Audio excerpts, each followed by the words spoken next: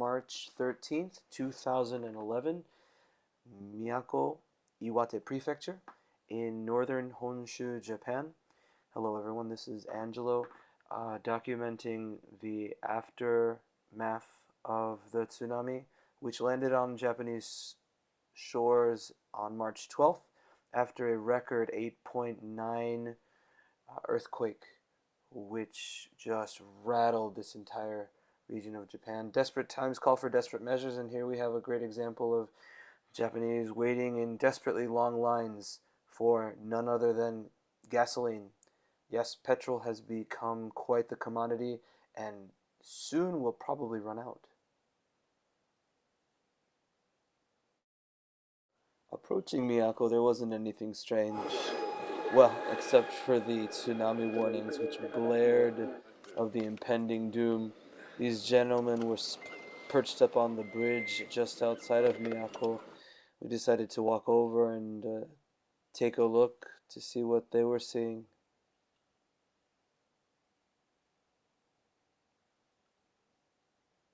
Needless to say, it wasn't very pretty.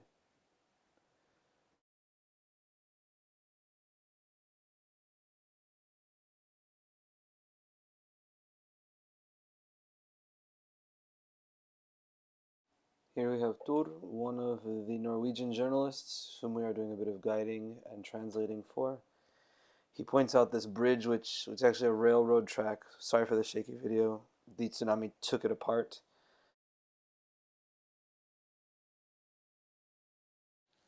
These residents are standing on top of this building way off in the distance in order to get a good view of the predicted tsunami, which wasn't very strong, unlike its predecessor, which did a considerable amount of damage, even putting cars into the side of some apartment buildings here. We step out of the car and head down towards the underpass, and you see a lot of debris sitting around and trying to make out what it is when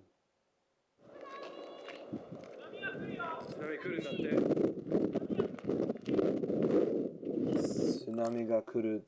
There's a tsunami coming, and as we're sitting here trying to make sense of all of this, someone yells, "Tsunami's coming." We headed right back to the car.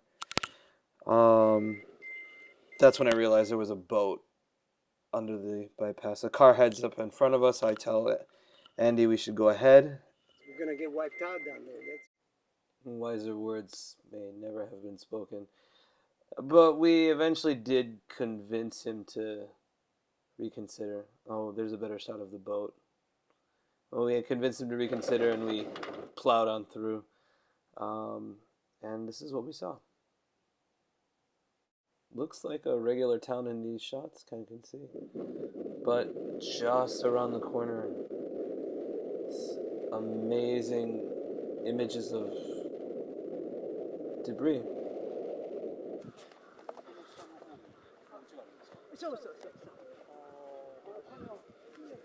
We finally make it up to the top of the ridge.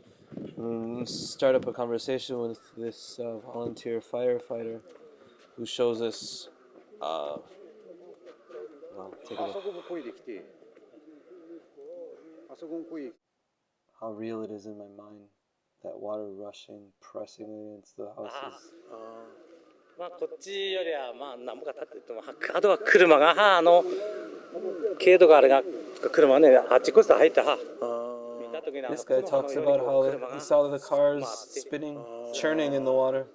この下の村に俺も実家があったり、数隻があったり、そっからあれがなってないですよ。クレーンが立ってるでしょ、青いクレーンが大きなのが。そのあっちが青いところにね、親戚なんですよ。Much like the other coastal towns of northern Honshu, Japan, this place is absolutely decimated. All this used to be a neighborhood, used to be a town here. You can see houses which are over there relatively intact, but anything sitting lower down is completely gone. The rescue workers are working tirelessly on the clock. There's helicopters flying over us at all times, and volunteer firefighters as well coming in, local townspeople as well that we've been able to talk to, find out what their story is.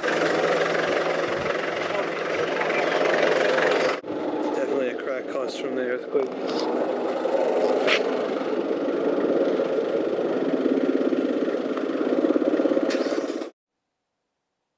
It's been a long day there in Miyako, and we saw some amazing things, but nothing could have prepared us for what we were going to see next.